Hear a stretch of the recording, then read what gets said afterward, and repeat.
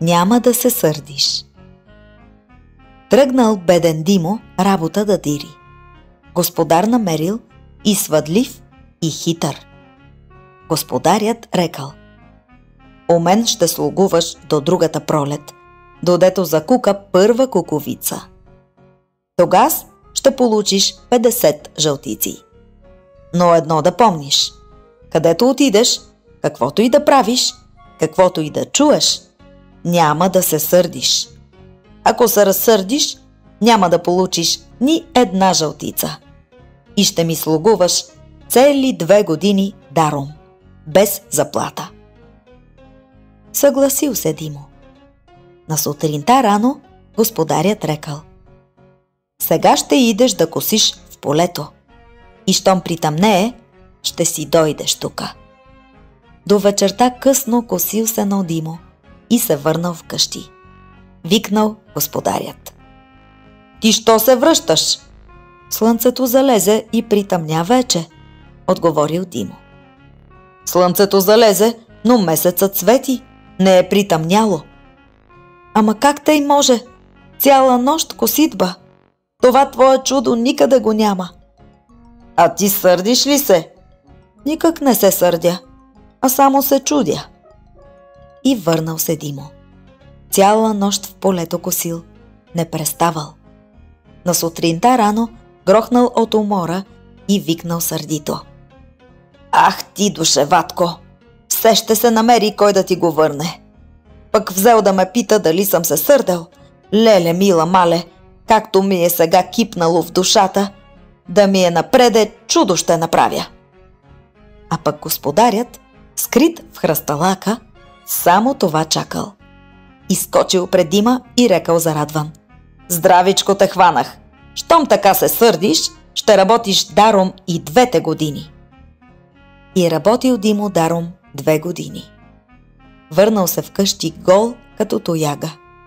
Попитал го брат му: защо така, бате, сиромах се връщаш? Разказал му Димо всичко, що изпатил. Ех, ние да сме здрави, отговорил брат му. А на господаря аз ще му отвърна, както му се следва. Момъкът се вдигнал да при господаря, а той го попитал: какво искаш, момко? Ратай да ти стана. Добре, ще ми станеш.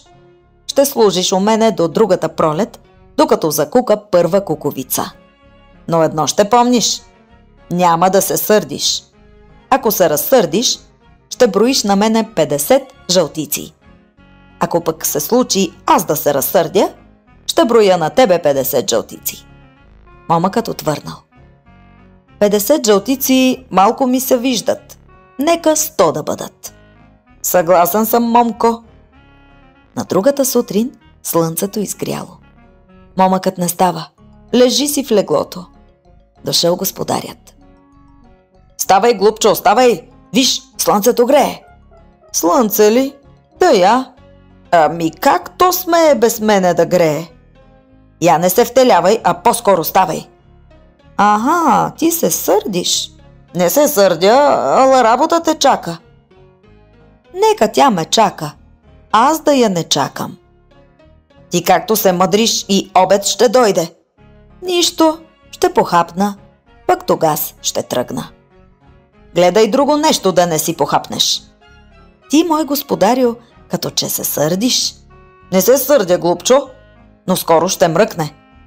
Нищо, господарю, после пак ще съмне. Ами сега слушай какво ще ти кажа. Това легло тука много ми е твърдо. В плевнята ще ида да легна на меко. Кипнал господарят, но нищо не казал. Момъкът се дигнал, да в плевнята легнал. Вечерта потъмно влязал господарят. Грехота и срамота, извикал сърдито. Другите ратаи вече се прибраха, ти не си излизал. Както ми изглежда, драги господарю, ти си се разсърдил. Не съм се разсърдил, рекал господарят. Искам да ти кажа, че е време вече от тук да излезеш, да се върнеш вкъщи. То друго нещо, отвърнал ратаят. Да вървим тогава. Все така слугувал новият работник. Господарят пъшкал, от яд си примирал, но не се издавал. Веднъж посред зима покачил жена си на ниската круша. Прикрил я с шума, па викнал Ратая. Щом той е излязъл, жената подвзела. Ку-ку, ку-ку, ку-ку. Чуваш ли, Ратайо? Рекал господарят. Куковица кука. Дойде време вече да се разделиме. Втурнал се Ратаят, влязал бързо в къщи, върнал се с пушка, дигнал я и рекал. На лошо кукува тая куковица посред бяла зима. Ей, сега ще млъкне. И той се прицелил. Господарят скочил, дръпнал му ръката и викнал сърдито. Не виждаш ли, глупчо? Човек ще убиеш! Махай се от тука! Абе, господарю, като че се сърдиш. Не само се сърдя, ами се вбесявам. На ти 100 жълтици, па да не те виждам. Като взел парите, работникът рекал. С Богом, господарю! За тия жълтици моят брат слугува цели 2 години.